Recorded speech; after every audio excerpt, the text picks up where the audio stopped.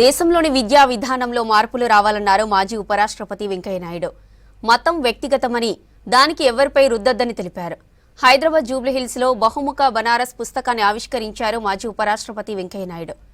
మాతృభాషపై ఎవరికైతే పట్టు ఉంటుందో వారికి మిగతా భాషలు వస్తాయన్నారు రచయిత కిల్లాడ సత్యనారాయణ. కార్యక్రమంలో కేంద్ర సాహిత్య అకాడమీ కన్వీనర్ ఆచార్య శ్రీ మురళిని, ఓయూ పబ్లిక్ అడ్మినిస్ట్రేషన్ శాఖ అధ్యక్షులు పార్థసారథి పాల్గొన్నారు. మనం ఆ ఇంగ్లీష్ వాళ్ళ మాయలో పడిపోయి వాళ్ళ పరిపాలనలో వాళ్ళు మన సంపదను దోచుకోవడం కాకుండా మన మనసులు కూడా కొంతమంది మనసులు కూడా దోచుకున్నారు. అందుకని అప్పటి నుంచి కొద్దిగా రివర్స్ అయింది. మన గొప్పతనాన్ని మనం మర్చిపోయి వాళ్ళ గొప్పతనాన్ని త్యాగించడం మొదలుపెట్టాం. మనం రాబర్ట్ క్లైవ్ ది గ్రేట్. దేనికి గ్రేటు? దేశం దండయాత్ర చేసి దోచుకున్నందుక. Alexander the great, Chhatrapati Shivaji the great అనుకోకూడదా? రాణా ప్రతాప్ ది గ్రేట్ అనుకోకూడదా? వీరపాండ్య కట్టబొమ్మని ది గ్రేట్ అనుకోకూడదా? అల్లూరు సీతారామన్ ది గ్రేట్ అనుకోకూడదా? కొమరం భీమ్ గ్రేట్ అనుకోకూడదా?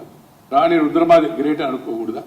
మనం ఎంతోమంది వాళ్ళని మించిన పౌరుషము, వాళ్ళ మించినట్టు ధైర్యము, సాహసము, త్యాగము చేసిన వాళ్ళు మన దేశంలో మన చరిత్రలో చాలామంది ఉన్నారు.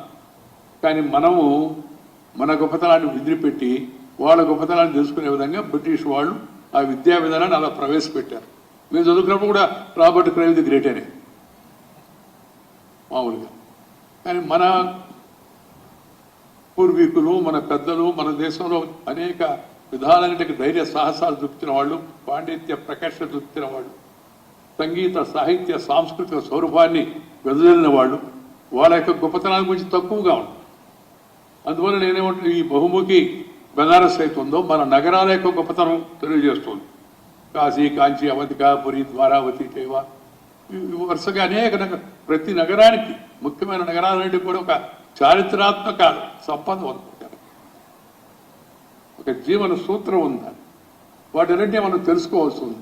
ఇలాంటి మంచి పుస్తకాలు ఇంకా మరింత మన భారతదేశంలో ఉండే ప్రాచీన నగరాల గురించి రావాల్సిన అవసరం ఎంతో ఉంది. ఆ విధంగా మరి సాహితీ పరులు, ఆసక్తి ఉన్నవాళ్ళు, సాహితీవేత్తలు వాటిపైన ఎక్కువగా దృష్టి పెట్టాలని చెప్పని నేను సందర్భంగా సూచిస్తూ ఉన్నాను.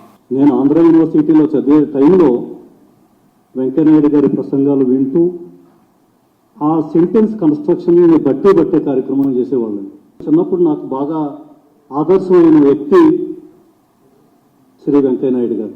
తెలుగు పదాలను నాలుగు మీద నాట్యం చేయించగల గొప్ప మనిషి శ్రీ వెంకయ్యనాయుడు గారు. తెలుగు వాక్యాలను ఒక్క తిప్పుకోకుండా ఒకే ఊపిరితో అనర్గళంగా చెప్పే నిపుణులు శ్రీ వెంకయ్యనాయుడు గారు. తెలుగు భాష గర్వంతో తలెత్తుకొని చెప్పగలిగే పెద్ద పేరు శ్రీ వెంకయ్యనాయుడు గారు. మన తెలుగు భాష ఈరోజు కూడా నాకు ఒక గార్డియన్ ఉన్నాడు అని అంటే ఆ గార్డియన్ మరెవరో కాదు, మన శ్రీ వెంకయ్యనాయుడు గారు. మనం ఈరోజు పరిస్థితి ఏంటి, ఇద్దరు తెలుగు వాళ్ళని ఎక్కడైనా ఢిల్లీలోనో లేదా మా యూపీలోనో ఎక్కడైనా కలిస్తే తెలుగులో మాట్లాడుకోవడానికి సిగ్గుపడే రోజులు ఇవి. అటువంటి పరిస్థితుల్లో మనం ఉన్నాం. వెంకయ్యనాయుడు గారు కేవలం తెలుగు భాష అంటే లేదండి, అటు ఇంగ్లీష్లో కానీ ఇటు హిందీలో కానీ అనర్గళంగా మాట్లాడగలరు. అలాగే శ్రీ వెంకయ్యనాయుడు గారు కూర్చొని కుర్చీ అంటూ లేదు. ఇప్పుడే ఇందాక చెప్పినట్టు విభిన్న పదవుల్లో, ఏ పదవి అంటే కానివ్వండి, ప్రతి పదవిలో కూడా వారు ఆ పదవికి ఒక అందాన్ని, ఒక సౌందర్యాన్ని తీసుకొచ్చిన మహామనిషి శ్రీ వెంకయ్యనాయుడు గారు. మానవ విలువలు రోజు రోజుకి తగ్గిపోతున్న ఈ రోజుల్లో అటువంటి గొప్ప వ్యక్తి మాలాంటి యువతరానికి ఒక ఆదర్శ పురుషుడు. ఇందులో నిస్సందేహంగా మనం అందరం అంగీకరించాల్సిన విషయం. అటువంటి గొప్ప వ్యక్తి చేతుల మీదుగా పుస్తకావిష్కరణని శ్రీ బాపన్న గారు ప్రపోజ్ చేసినప్పుడు నాకు చాలా చాలా ఆనందం అనిపించి, సార్ ఇంక మనం వెనుకాడొద్దు, సార్ దగ్గర ఎలాగైనా మనం టైం తీసుకొని ఈ కార్యక్రమం జరిపించాలనుకున్నాం. ఈరోజు మీరు ఈ కార్యక్రమానికి అంగీకరించినందుకు నా హృదయపూర్వక